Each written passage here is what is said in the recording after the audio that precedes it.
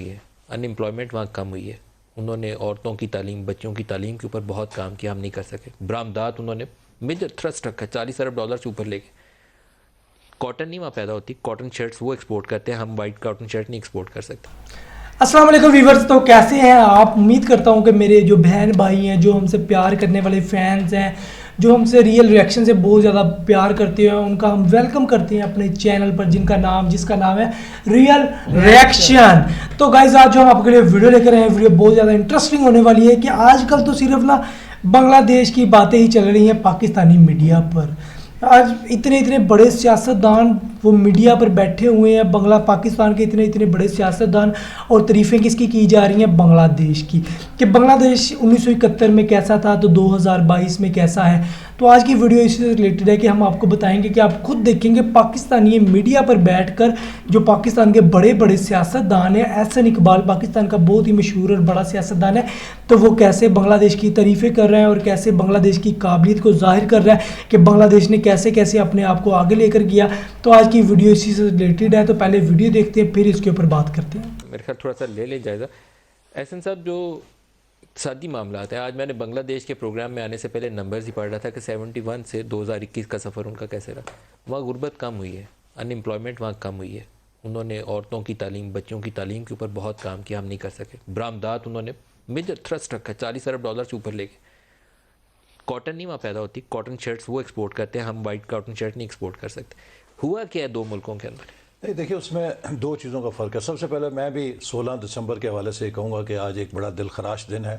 50 سال ہو گئے ہیں بنگلہ دیش کو علیحدہ ہوئے, اور مجھے یاد ہے کہ جب میں چھوٹا تھا بچپن میں, جب بھی موسم برسات آتا تھا تو پی ٹی وی کے اوپر ایک بڑا ماتمی سا موسیقی چلتی تھی کہ مشرقی پاکستان میں سیلاب آ گیا اور وہاں کے بھائیوں کی مدد کے لیے دل کھول کے چندہ دیجیے. تو ہم ایک قسم کا اسے سمجھتے تھے کہ وہاں پہ صرف سیلاب ہی آتے ہیں اور کچھ نہیں ہوتا. آج 50ویں سالگرہ پہ انہوں نے اشتہار شائع کیے ہیں کہ ہم نے پاکستان کو ہر اکنامک انڈیکیٹر میں بیٹ کیا. تو ایک انہوں نے بڑا پرائیڈ لیا ہے, اور ہمیں خوشی ہے کہ بنگلہ دیش نے ترقی کی ہے. اس کی وجہ کیا ہے؟ میرا خیال ہے کہ دو چیزیں ہیں جس کے اوپر ہمیں غور کرنا چاہیے. ایک یہ ہے کہ انہوں نے ایک پولیٹیکل سٹیبلٹی کی منزل حاصل کر لی ہے کہ ایک نظام ہے جس کے ساتھ کنٹینیوٹی سے چل رہے ہیں. دوسری میں چیز جو دیکھ رہا تھا کہ ہمارا اور بنگلہ دیش کا جو نمایاں فرق ہے, Bangladesh Vietnam, Laos, Malaysia, Singapore, Japan, Korea, ان سب اکانومیز میں آپ دیکھیں جو فاسٹ ایمرجنگ ایشین اکانومیز تھیں, ان میں سے کسی پر بھی ڈیفنس کا برڈن نہیں تھا. Bangladesh spends 1% of their G D P on the defence budget. اس کے مقابلے میں ہم 4% سے زیادہ اسپینڈ کرتے ہیں on our defence. So we have a security state. ہمارا جو ایک سیکیورٹی کا ہمارا خرچہ ہے وہ بہت بھاری ہے, جس کے لیے ہمیں تعلیم اور صحت سے قربانی دینی پڑتی ہے تاکہ ہم سپورٹ کر سکیں سیکیورٹی کو.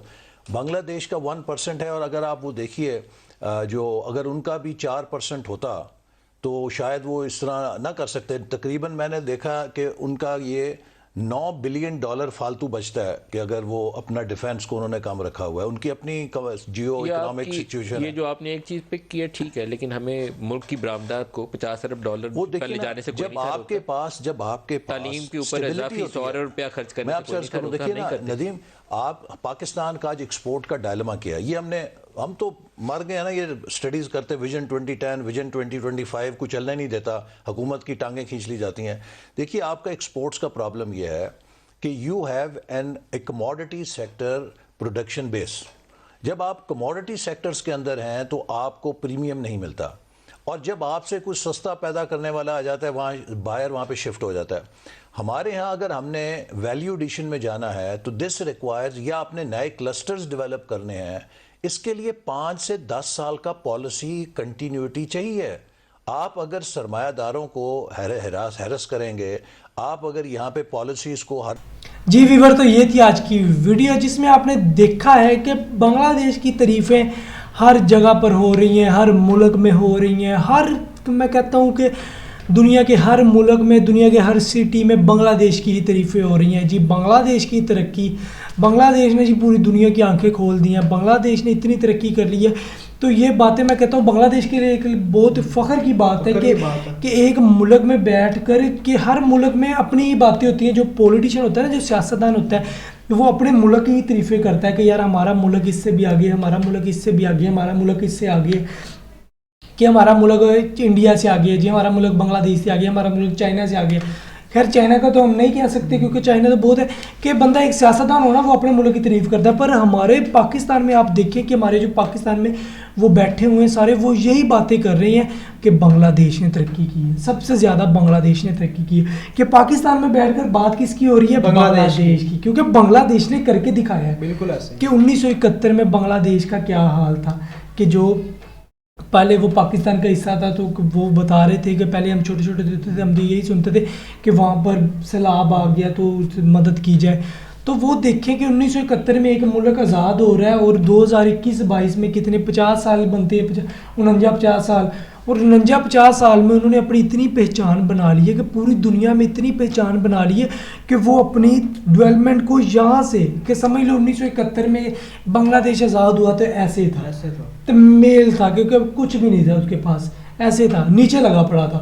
تو 50 سالوں میں بنگلہ دیش نے ایسے بلندیاں چھو گئی کہ میں کہتا ہوں کہاں سے کہاں چلا گیا, کہ ان کی باتیں آج کل کی ان کی اکانومی کی باتیں جو رہی ہے. اور سب سے زیادہ جو کہتے ہیں بنگلہ دیش نے فوکس کیا ہے, وہ بنگلہ دیش نے اپنے بچوں کی فیوچر کے اوپر کیا ہے, اسٹڈی کے اوپر کیا ہے. کیونکہ بنگلہ دیش کی جو اسٹڈی ہے وہ اس ٹائم ٹاپ پر جا رہی ہے, کہ اگر ہم ٹاپ 10 ملک کی اسٹڈی کے اوپر بات کریں نا تو بنگلہ دیش کا نام چوتھا یا پانچواں آئے گا.